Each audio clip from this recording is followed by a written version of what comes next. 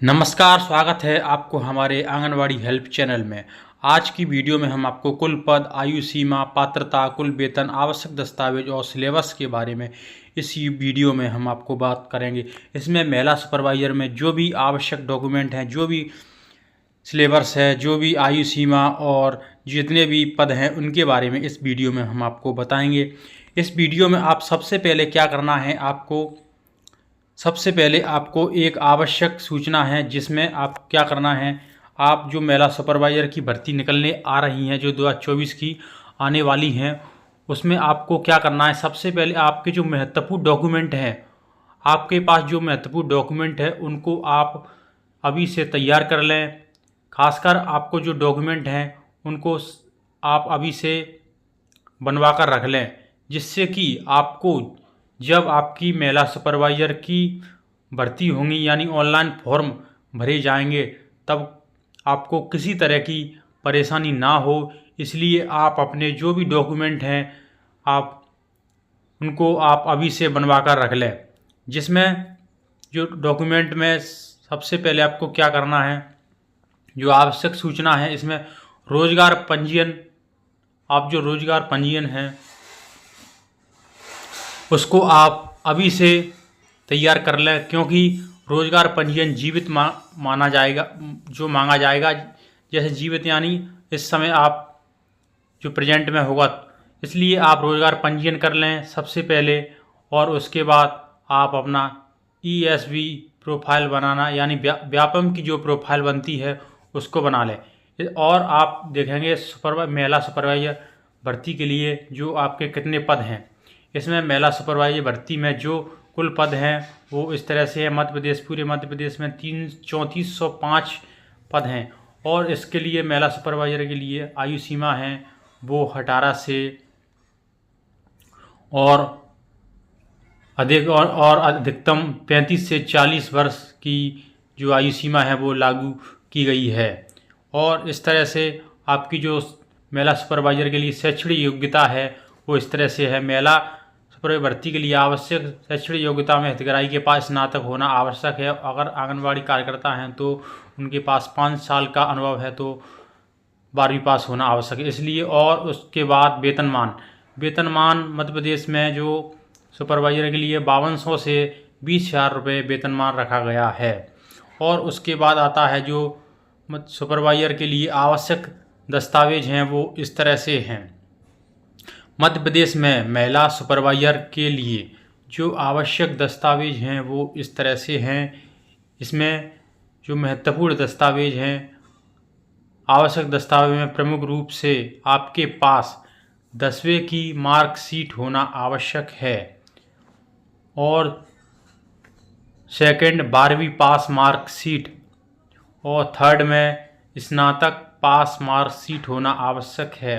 उसके बाद अगर आप आंगनवाड़ी कार्यकर्ता या सहायिका जो भी हैं तो आपके पास अगर फॉर्म भरती हैं तो आपके पास अनुभव प्रमाण पत्र होना भी आवश्यक है। तभी आपको अनुभव प्रमाण पत्र के आधार पर ही आपको 12वीं पास मार्कशीट में आपको ऑनलाइन फॉर्म भर सकते हैं। उसके बाद आता है जाति प्रमाण पत्र, जिनका भी SC ST जो भी आते हैं उसमें जाति प्रमाण पत्र होना भी आवश्यक है। उसके बाद रोजगार पंजीयन प्रमाण पत्र जीवित होना आवश्यक। उसके बाद पासपोर्ट साइज आकार के फ़ोटो होना।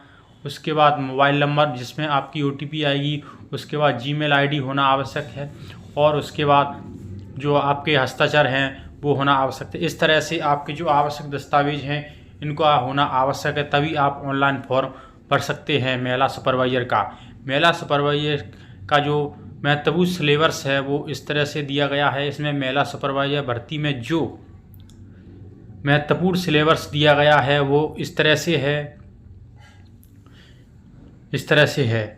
इसमें जो प्रमुख रूप से जो सिलेबस है, आपको किस किस सिलेबस की जानकारी हम इस तरह से बता रहे हैं। इसमें जो सिलेबस है वह प्रमुख रूप से इस तरह है। जिसमें जो सिलेबस दिया गया है महिला सुपरवाइजर भर्ती में, उसमें सबसे पहला जो सिलेबस है उसमें पोषण स्वास्थ्य शारीरिक संरचना। इसमें जो पोषण स्वास्थ्य शारीरिक संरचना उसके बाद विभागों की योजना, जो भी विभाग हैं उन सभी विभागों की योजना जो सिलेबस में आता है। और उसके बाद नियम, अधिनियम एवं अधिकार इस सिलेबस में ये भी आता है। इसके बाद शिशु की आरंभिक देखभाल एवं शिक्षा, जो महिला सुपरवाइजर के सिलेबस है उसमें शिशु की आरंभिक देखभाल एवं शिक्षा भी है। और उसके बाद आता है गणित। इसके बाद जो मैथ आता है। उसके बाद आता है प्रबंधकीय, और उसके बाद आता है कंप्यूटर ज्ञान, जो कंप्यूटर का जो ज्ञान है वो भी इस सिलेबस में आएगा। उसके बाद आता है रीजनिंग या तर्कशास्त्र, जो महिला सुपरवाइजर भर्ती में रीजनिंग यानी तर्कशास्त्र भी आएगा। इस तरह से आप महिला सुपरवाइजर भर्ती में जो प्रमुख रूप से जो सिलेबस है वो इस तरह से है। आप इस सिलेबस को अच्छी तरह से पढ़ लें और अपने जो सुपरवाइजर भर्ती है उसको सुनिश्चित करें। और इस तरह से आप किस तरह से जो ऑनलाइन फीस है वो किस तरह से कटेगी महिला सुपरवाइजर भर्ती में। महिला सुपरवाइजर के लिए आप ऑनलाइन फॉर्म भर सकते हैं। तो आपके लिए जो शासन ने निर्धारित फीस की गई है वो इस तरह से है। अगर आप सामान्य वर्ग के हितग्राही हैं तो आपको 500 रुपये जो ऑनलाइन फॉर्म की निर्धारित दर है वो 500 रुपये है। अगर आप ओबीसी यानी पिछड़े वर्ग की कैटेगरी में आते हैं तो आप सामान्य की तरह ही 500 रुपये जो निर्धारित की गई है। और अगर आप एससी और एसटी में आते हैं तो 250 रुपये ऑनलाइन फीस पोर्टल के माध्यम से निर्धारित की गई है। आप इस तरह से अपना ऑनलाइन फॉर्म भर सकते हैं। आप अगर कोई भी डाउट है तो हमारे इस चैनल पर कमेंट कर सकते हैं। कमेंट करने के लिए जो कमेंट बॉक्स पर जाकर आप हमारे चैनल पर कमेंट कर सकते हैं।